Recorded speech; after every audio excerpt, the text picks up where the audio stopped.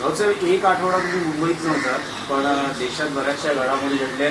विशेषतः पंतप्रधान नरेंद्र मोदींनी देशवासियांना उद्देशून केलेलं भाषण, ज्यात त्यांनी काटकसरीचा सल्ला दिलाय, सोने खरेदी करू नका असा सल्ला दिलाय, परदेशवारी टाळा असं म्हटलेलं आहे आणि त्यावर राज्य सरकारही सकारात्मक प्रतिसाद देताना दिसतंय. असं आहे की राज्य सरकार सकारात्मक प्रतिसाद देत आहे, कारण नरेंद्र मोदी भाजपचे पंतप्रधान आहेत. खरं म्हणजे त्यांनी ही सुरुवात स्वतःपासून करायला पाहिजे. काल मुख्यमंत्री पुण्यात होते, काल किंवा परवा, आणि पुण्यातले एक सामाजिक कार्यकर्त्यांनी त्यांच्या गाड्यांचा ताफा किती मोठा आहे याचा व्हिडिओ काल समाज माध्यमांवर टाकला आणि मला आश्चर्य वाटलं. प्रधानमंत्र्यांच्या अंतर राज्याचे मुख्यमंत्री मोटरसायकलवर डबल सीट कुठेतरी मंत्रालयात गेले मला वाटतं, आणि त्यासाठी पोलिसांनी अख्खा रस्त्याचा ताबा घेतला. भाजीवाले, फळवाले, फुलवाले, पेपरवाले सगळ्यांना उठवलं. फुटपाथवरून रस्त्यांना चालूच देत नव्हते. मी हे माझ्या पदरचं सांगत नाही, लोकांनी समोर आणलेल्या गोष्टी. भारतीय जनता पक्षानं या ढोंगी प्रवृत्तीतून बाहेर पडलं पाहिजे. राष्ट्र संकटात आहे. तुम्हाला निवडणूक संपल्यावर कळलं का? पश्चिम बंगालची राष्ट्रावर संकट आहे, महागाई वाढेल, गरिबी वाढेल, हे तुम्हाला निवडणुकांचे निकाल लागल्यावर किंवा निवडणुकांचा प्रचार संपल्यावर समजलं. राहुल गांधींनी भाकीत केलंच होतं, आम्ही सगळे भाकीत करतच होतो की निवडणूक संपल्यावर नरेंद्र मोदी हे आर्थिक संकटाचा बॉम्ब आपल्यावर टाकणार. मोदी कुठे आहेत? मोदी 7 युरोपियन राष्ट्रांच्या दौऱ्यावर आहेत. आम्हाला म्हणतात परदेशात जाऊ नका, आणि स्वतः ते परदेशात आहेत. त्यांच्या मंत्र्यांचे दौरे सुरूच राहतील. मोदी त्या दिवशी काय ते 2 गाड्या घेऊन दिल्लीत फिरत होते. किती दिवस फिरणार 2 गाड्या घेऊन? तुम्ही का पंडित नेहरू आहात का एक गाडी घेऊन फिरायला, किंवा इंदिरा गांधी आहात? तुम्हाला सवय झालेली आहे. भारतीय जनता पक्ष हा या देशातला असा पक्ष आहे किंवा असे नेते आहेत की त्यांना सुखाची आणि ऐयाशीची चटक लागली आहे, आणि त्यांना ढोंग हा त्यांचा छंद झालेला आहे, आणि त्यानुसार ते करतायत. या महाराष्ट्राच्या आणि देशाच्या आर्थिक नाड्या भारतीय जनता पक्षाच्या हातात. त्याच्यामुळे पक्ष श्रीमंत आहे, जनता गरीब आहे. त्यांना गरिबीविषयी चिंता वाटते. ही चिंता कुठून व्यक्त केली मोदींनी? तर नेदरलँडमधून. नेदरलँडमध्ये त्यांचं स्वागत केलं. मुलं नाचतायत, ढोल वाजवतायत वगैरे, संस्कृतीचं दर्शन घडतंय. कुठे? नेदरलँडला. इथे या ना, इकडल्या देशाची संस्कृती किती रसातळाला चालली आहे ते पहा. नेदरलँडचं पाहायला त्यांचे प्रधानमंत्री, त्यांचं राष्ट्र समर्थ आहे. तिकडे जाऊन काय नाचगाणी करताय? इथे या. तुमची गरज आहे देशामध्ये. देवेंद्रजी त्यांना आवाहन केलं पाहिजे त्यांच्या नेत्यांना की भारत की ओर चलो, पण तसं दिसत नाही. पण राऊत साहेब, पंतप्रधानांच्या परदेश दौऱ्यावर आक्षेप घेणाऱ्यांचा उल्लेख देवेंद्र फडणवीस बिंडो कसा करतात? बिंडो म्हणतात की इंटरनॅशनल पॉलिटिकल स्ट्रॅटेजीचा भाग म्हणून पंतप्रधानांना असे दौरे करावे लागतात. किती? मग इतर कोणी केले परदेश दौरे स्ट्रॅटेजीचा भाग म्हणून? प्रत्येकाची स्ट्रॅटेजी असते ना. काय मोदींची स्ट्रॅटेजी असते का? स्ट्रॅटेजी प्रत्येकाची असते, प्रत्येकाचे संबंध आहेत. तुम्ही फक्त प्रधानमंत्रीच्या खुर्चीवर आहात म्हणून तुमचं आगत सावध होत आहे, नाहीतर काय? स्ट्रॅटेजीचा भाग जर होता, मग इराण, इस्रायल युद्ध, अमेरिका युद्ध, त्याच्यावर तुम्ही का तोंड उघडलं नाही? स्ट्रॅटेजीचा भाग होता, मग ऑपरेशन सिंदूर का गुंडाळलं अमेरिकेच्या दबावाखाली? स्ट्रॅटेजीचा भाग आहे. मग काल सुद्धा अमेरिकेने सांगितलं आहे की रशियाकडून स्वस्त तेल विकत घ्यायची मुदत आता वाढून मिळणार नाही. ही कोणती गुलामीची स्ट्रॅटेजी आहे? याच्यावर सुद्धा देवेंद्र फडणवीस यांनी बोलायला पाहिजे. भारतानं अमेरिकेचं गुलाम व्हावं आणि प्रेसिडेंट ट्रम्पच्या दबावाखाली निर्णय घ्यावं, ही स्ट्रॅटेजी आहे का? कोणती स्ट्रॅटेजी? मोदी म्हणतात आत्मनिर्भर भारत, आम्ही म्हणतो ट्रम्प निर्भर भारत. मोदींनी ट्रम्प निर्भर भारत निर्माण केलेला आहे. भारत अमेरिकेच्या दबावाखाली वागतोय असं वाटतं. अजूनही वागतोय. काय का कारण वागत नाही? काय कारण असेल? आता पहा की गौतम अडाणी यांची सुटका होते, काही एक रक्कम वगैरे भरून होते आहे ना. त्यांचे प्रिय उद्योगपती मित्र, भारतातले सगळ्यात श्रीमंत नंबर 1 गौतम अडाणी यांची सुटका त्यांनी त्या दबावाखाली करून घेतली. दबावाचं ते एक कारण आहे. आणि दुसरं, राहुल गांधी सांगतात तसं अजून 3000 एप्स्टेन फाईल्स पडलेल्या आहेत. फाईल आहेतच ना, दबाव राहणार. नाही, पण राहुल साहेब, दुसऱ्या बाजूला महाराष्ट्रातला अजून एक एक त्यातला असा मुद्दा आहे की पंतप्रधानांच्या या आवाहनाला तुमच्या महाविकास आघाडीतील एनसीपी शरद पवार पक्षाच्या खासदार सुप्रिया सुळेंनी प्रतिसाद दिलेला. देऊ द्या. त्यांनी सांगितले की माझं संरक्षण काढून द्या. एकूण जी परिस्थिती आहे, बघा, तुमचं जे आव्हान आहे, बघा, संरक्षण 2 काढा, पोलीस काढणं म्हणजे गाड्यांचा ताफा काढा. बघा 2 पोलीस काढणं किंवा 4 पोलीस काढणं आमच्याकडे नाहीच आहेत. तुम्ही ताफे घेऊन फिरवतात म्हणून काढताय. गरज आहे का? मोदींना गरज आहे का? अमित शहा देशाचे गृहमंत्री आहेत, त्यांनी त्यांचा ताफा हटवला का, माझा प्रश्न आहे.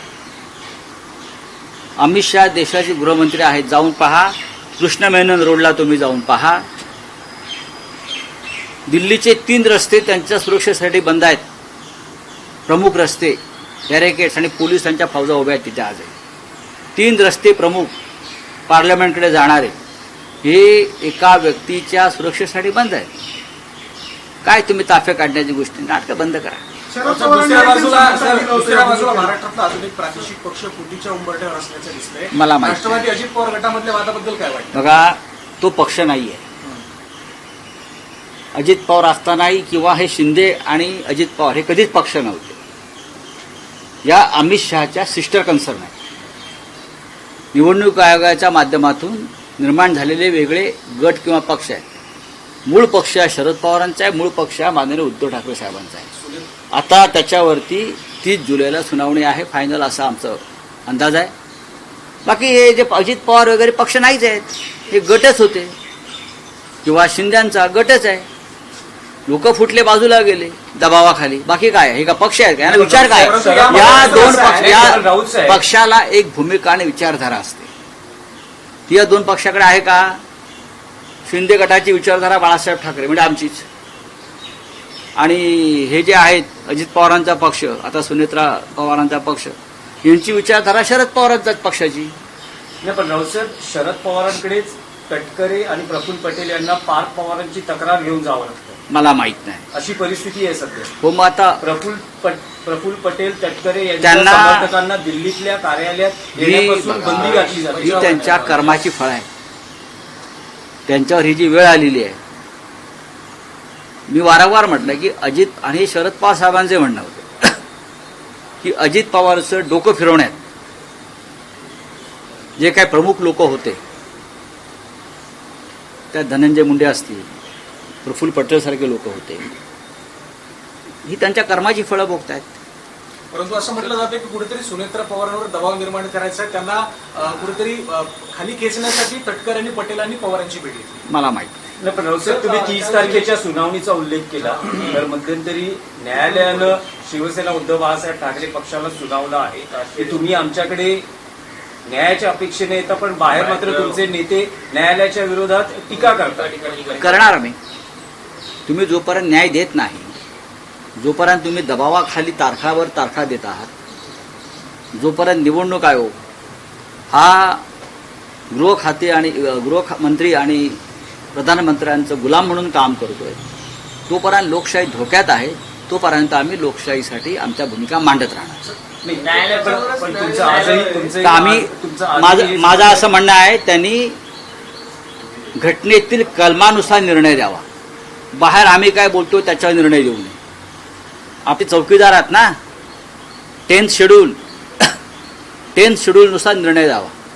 आम्ही जे काय बोलतोय ते चुकीचं असेल त्याने आम्हाला शिक्षा द्यावी. नाही, पण तुमचं मत आहे की अजूनही सर्वोच्च न्यायालय किंवा निवडणूक आयोग या ज्या काही यंत्रणा दबावाखाली आहेत, पंतप्रधान आणि गृहमंत्र्यांच्या दबावाखाली आहेत, त्या तसं नसतं तर आमचं चिन्ह आणि आमचा पक्ष एखाद्या आयऱ्यागराच्या हातात गेलाच नसताना, किंवा शरद पवारांचा पक्ष त्यांच्या हयातीत अजित पवारांना दिलाच नसता कोणी. कोणत्या घटनेच्या कलमानुसार दिला. चंद्रचूडाने सगळं सांगितलं हे कसं चुकीचं आहे, पण न्यायदान प्रत्यक्ष करण्यात त्यांची फाटली. काय फाटली? फाटली. असे फट्टू न्यायाधीश जर सर्वोच्च पदावर बसले असतील तर लोकशाहीचे संकेत पायदळी तोडून, घटनेचे संकेत पायदळी तोडून तुम्ही न्यायदान करणार असाल तर आमच्या सरकारने न्याय कसा मिळेल? मग आम्ही बोलायचं नाही? तुम्ही युवकांना झुरळं बोलू शकता, कॉक्रोच बोलू शकता, तुम्ही कोणावर काही टीका टिप्पण्या करू शकता. मग या देशाचा नागरिक म्हणून आम्हालाही आमच्या भावना व्यक्त करण्याचा अधिकार आहे. नाही, पण राऊतसाहेब, या भावनांनी तुमच्या निकालावर त्याचा परिणाम होईल याची भीती वाटत नाही तुम्हाला? 3.5-4 वर्ष आम्ही निकालाची प्रतीक्षा करतो. किती? आणि हा निकाल भारतीय संविधानाच्या संदर्भात आहे. हा आमच्या प्रॉपर्टीचा निकाल नाही आहे की माझी प्रॉपर्टी कुठेतरी अडकली आहे कोणाकडे आणि ती मी मागतोय. नाही, हा भारतीय संविधानाची व्याख्या ठरवणारा हा निकाल आहे. तुम्हाला जर भारतीय संविधानासंदर्भात जर एवढी जाणीव नसेल तर सामान्य माणसाला तुम्ही काय नाही देणार. म्हणून तुम्ही जे ट्विट केलेलं होतं तरुणांबद्दलचं मंद असतील किंवा त्या संदर्भात न्यायाधीशांनी देखील सुरेखाने म्हटलं की भारतीय तरुण झुरळ आज तुम्ही अग्रलेख देखील लिहिलेला आहे. काय वाटतं? नाही, पण त्यात त्यांनी खुलासाही केला आहे की माझं विधान हे त्याचा विपर्यास केला गेला. मग असं म्हणा, मग असं करा की माझं पण विधान विपर्यास केला गेला असं म्हणून घ्या. मी पण सर्वोच्च न्यायाधीशांचा समर्थक आहे. नाही, पण तुमच्या विरोधात शिंदे शिवसेनेच्या युवा सेनेनं आंदोलन केलं. घराच्या बाहेर करू द्या. आंदोलन केली. करू द्या. झुरळ येतात, झुरळांना फवारणी करावी लागते. पोलिसांनी फवारणी केली झुरळांवर. झुरळ मी म्हणत नाही, न्यायाधीश म्हणतात. विधान परिषदेतील उद्धव ठाकरे उपस्थिती केवळ ही लक्षवेधी ठरते आहे. मग असं 32%. जेव्हा त्यांची गरज होती तेव्हा ते विधिमंडळात उपस्थित राहिलेले. त्यातला बराचसा काळ ते मुख्यमंत्री म्हणून तिथे उपस्थित होतेच. 2.5 वर्ष, जवळजवळ 2.5 वर्षे ते मुख्यमंत्री होते. बराचसा काळ हा करोनामध्ये बैठका नीट पार पडल्या नाहीत. हे तुम्हाला माहितीसाठी सांगतो. या आकड्यांमध्ये जाऊ नका, हे भाजपचे आकडे असतात. तो आकडा कधीच लागत नाही. हे सगळे नीटमध्ये, नीटच्या जाळी जी निर्माण झाली आहेत, नेट आणि नीट, हे सगळे भाजपचे लोक आहेत. हे उघड होईल. अटक केलेल्या प्रत्येक माणसाचा भाजपशीच संबंध आहे. त्याशिवाय इतकं मोठं षडयंत्र आणि इतकी मोठी चोरी होऊ शकत नाही. सगळ्या शैक्षणिक संस्था या देशातल्या या सध्या भाजपच्या ताब्यात आहेत. UPSC असेल, नीट असेल, CET असेल, विद्यापीठे असतील, तिकडे भारतीय जनता पक्षाचीच माणसं आहेत. त्याच्यामुळे नीटचे पेपर जे फुटले त्याला भारतीय जनता पक्ष जबाबदार आहे. आत्महत्या केल्या त्याच्यासाठी देखील भाजप जबाबदार आहे असं वाटतं. मुलांनी आत्महत्या केली. का जबाबदार धरू नये? राज्यकर्ते कोण आहात? आम्ही आहोत का तुम्ही आहात? त्या खुनाला, हत्येला जबाबदार आहात? बोलिये.